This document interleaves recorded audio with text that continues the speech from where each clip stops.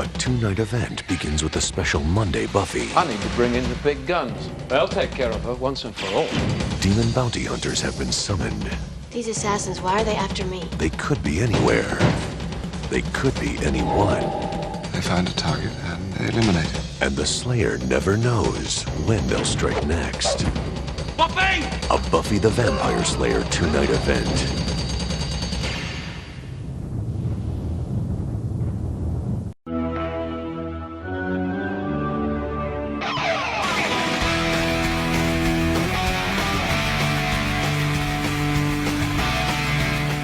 Buffy the Vampire Slayer, Season 2, Episode 9, What's My Line Part 1, is the first part of a big mid-season two-parter intended to shake things up.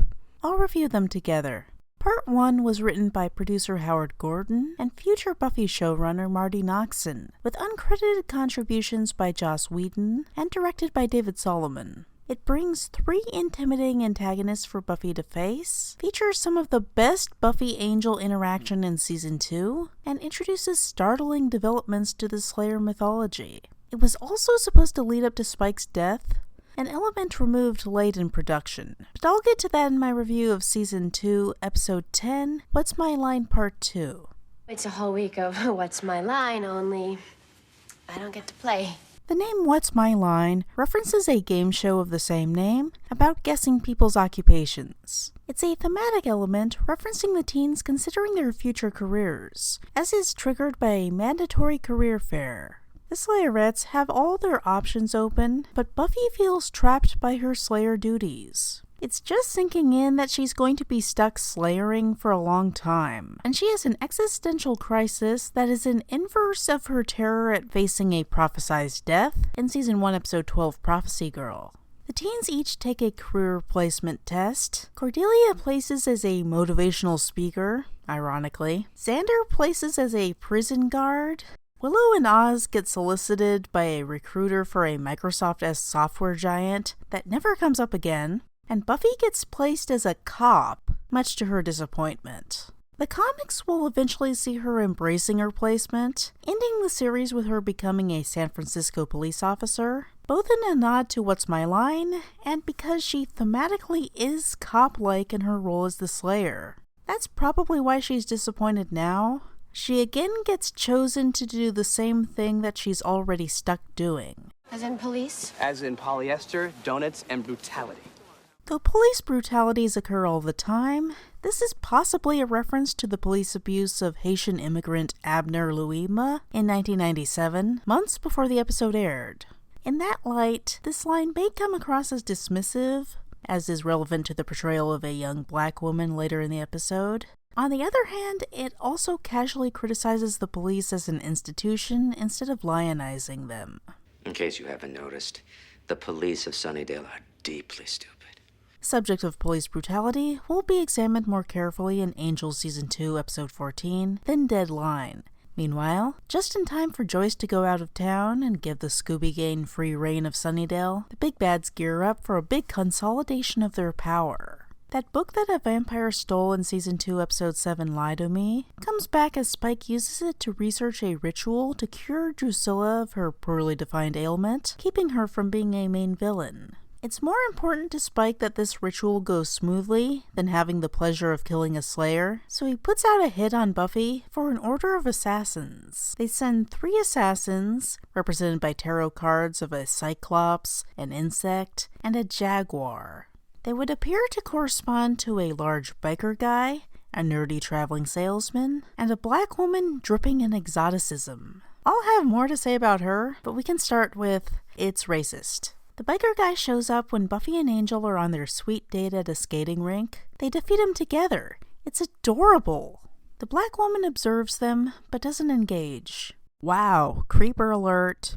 Angel finds a ring belonging to the Order of Bounty Hunters, and Giles delivers exposition. Buffy is on edge, and when Oz startles her, she attacks preemptively. Oz is characteristically mellow, and only reacts with mild surprise, and comments that she's tense. Buffy apologizes and leaves. That her actions not be read as a significant threat is dependent on their gender dynamic. If Buffy were a boy and Oz a girl, Buffy would be seen as predatory. Of course, when you consider that Seth Green would go on to be super transphobic in Robot Chicken, maybe her threatening him is actually a good thing.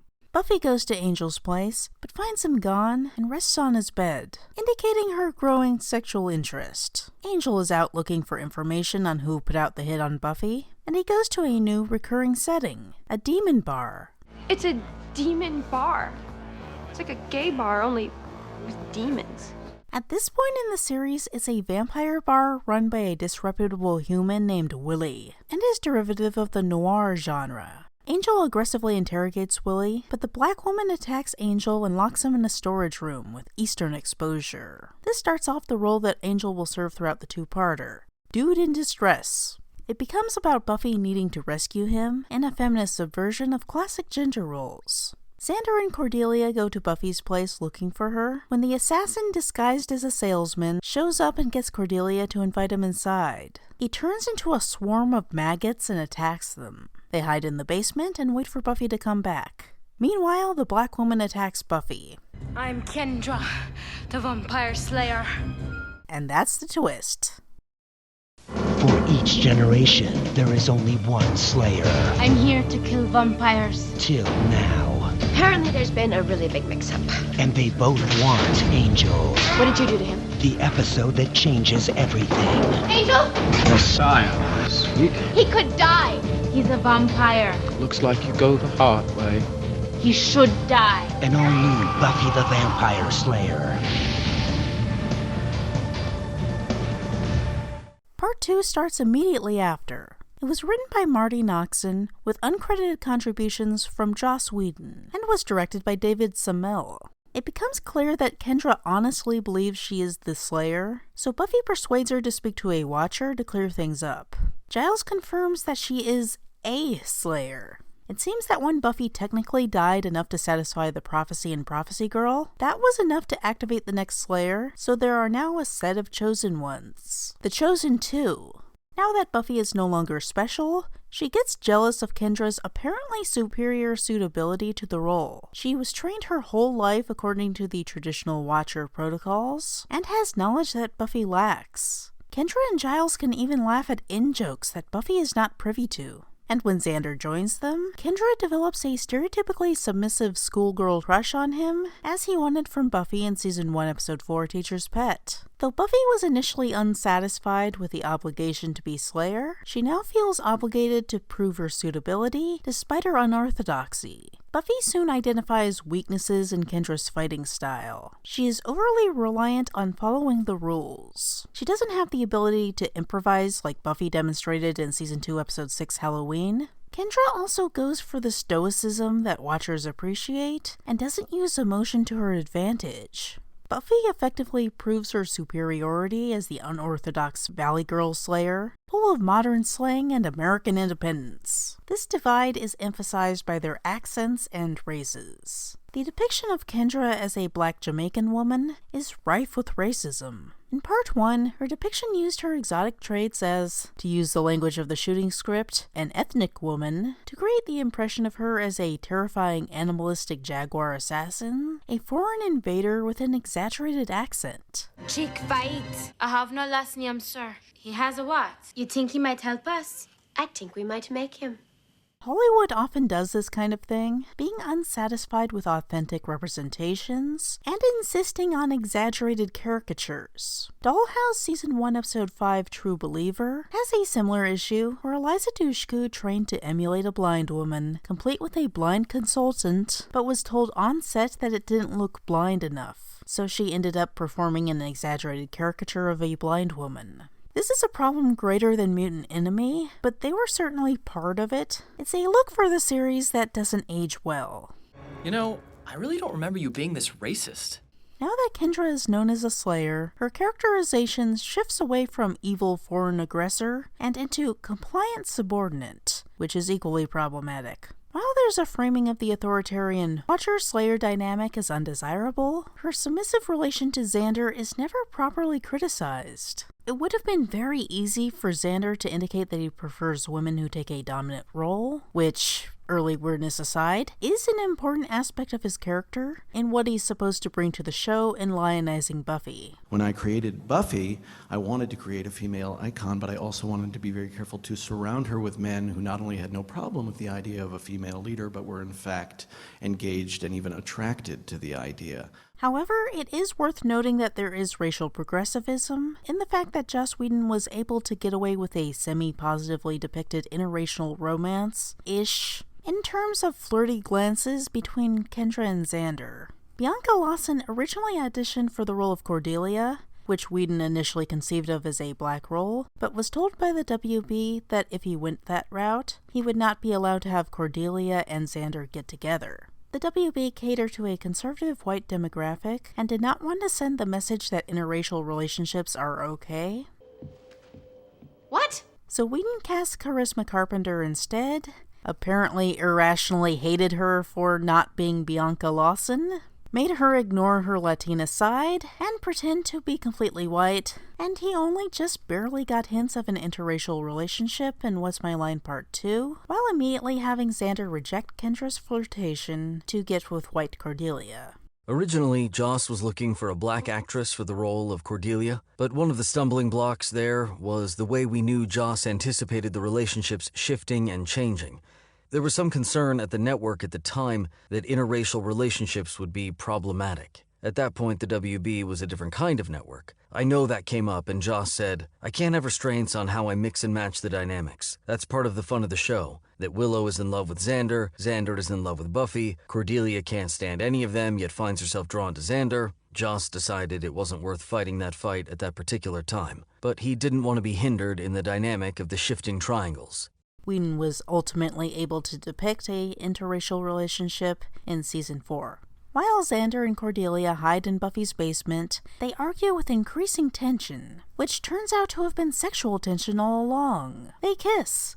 Too embarrassed to work through their feelings, they direct their energies to escaping. In describing the assassin, mention is made of the she-mantis from Teacher's Pet. Similar to Season 2, Episode 8, The Dark Age, referencing Ethan imperiling Buffy in Halloween without bringing up the rape threat that Pirate Larry posed to her, the she-mantis's sexual assault of Xander is ignored for jokes about him and bug people. It's a problem, but at least it's not a double standard.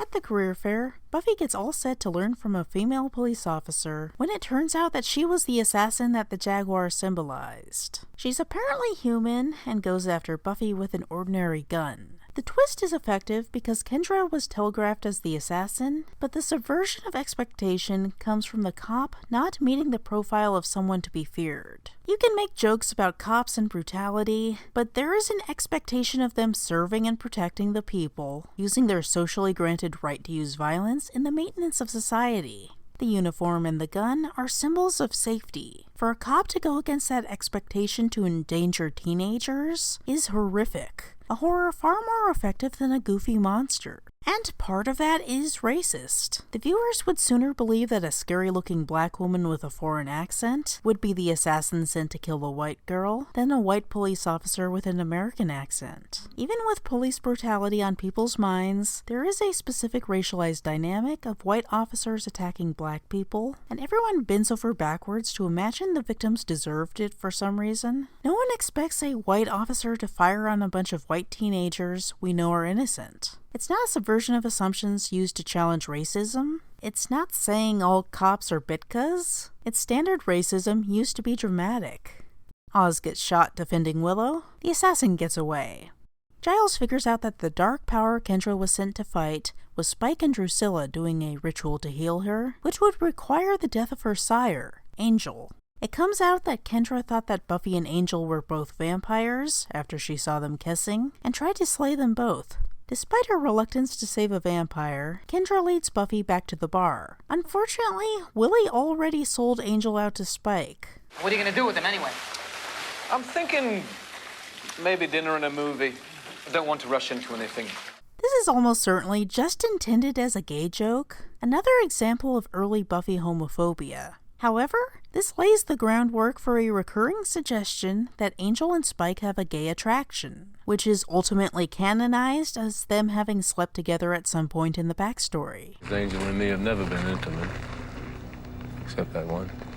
On another layer, maybe Marty Noxon thought it was sexy. There is a fair amount of kinkiness in the depiction of Angel as Spike's captive. Whedon seems to have a knack for framing men for female fetishistic enjoyment anyway, and I imagine a straight woman's contribution would have helped a lot. Drusilla tortures shirtless Angel on a bed, and I'd say it's even more overtly sexy than Buffy in Chains in Season 2, Episode 5, Reptile Boy. Shh. Bad dog. Angel tries to get Spike to kill him by referencing the time Angel and Drusilla spent as lovers. Spike gets jealous and tries to stake him, but she stops him. He realizes what happened and cools down. I don't like jealousy and would prefer them as one big happy polyamorous scourge of Europe, but I do like the build-up to Drusilla as the big bad. Angel is genuinely afraid of Drusilla at full strength, and her presence is felt here even though we don't see it. Willie tries to sell out Buffy to Spike, but what actually happens is that the worm guy and the cop take her to the scene of the big ritual, allowing for a big fight scene. Fortunately, the rest of the Scooby Gang backs her up. Buffy's value as a team player is emphasized. Buffy fights the cop, Kendra fights Spike, Giles and Willow take on vampire minions, Xander and Cordelia defeat the worm guy, and Buffy and Kendra switch like a tag team. In the original conception of this episode, Buffy would kill Spike. It would be a satisfying victory, and then Drusilla would be rejuvenated and take his place as the big bad. However, this character that no one was expected to actually like became a super popular character, much to Whedon's dismay, and the producers decided to keep him around a little while longer. One of Whedon's many abuses of power that have recently come to light involves his temper tantrum the day his superiors forbade him from killing off Spike. He cornered actor James Marsters and screamed at him. According to Marsters, Whedon terrified him. You guys got along real well, you and Joss. No, I was terrified of Joss. Really? Absolutely terrified. I've never met him, but I thought he was just such a nice guy, gentleman, right? But the thing is that I was imperiling the theme of Buffy, which is long, and I wasn't designed to be a romantic character, but then the audience reacted that way to it. And I remember he backed me up against a wall one day, and he was just like, "I don't care how popular you are, kid. You're dead. You hear me? You're dead." And I was just like, it's your football, man. Like, okay, Wait, was he kidding around? No, hell no. He was angry with you? He was angry at the situation, I think. Whedon later used his characteristic charm to smooth things over with Marsters, but the experience was traumatic enough for him to recount it like that. It stands as a stain that Whedon has left on our beloved franchise. Even if Marsters has moved on, the fans will remember. And they are not forgiving. Instead of Buffy killing Spike, the church burns down with the villains caught in the blaze, presumed dead. Angel is rescued and the ritual is presumed a bust. However, Drusilla pops out with Spike in her arms, now with a reverse dynamic where she is the strong one and he the weak one. That won't be used very effectively in the following episodes, but it's a reasonably feminist use of these characters in the basic concept depicted here. In the wrap-up, Buffy sees Kendra off, now on good terms, and Kendra gives her the important lesson that being a Slayer is not a job. It's Buffy's identity. Kendra is not just repeating a Watcher line, she is stating an observation. Buffy is as valid a Slayer as Kendra, and Buffy shouldn't confuse slaying with a career.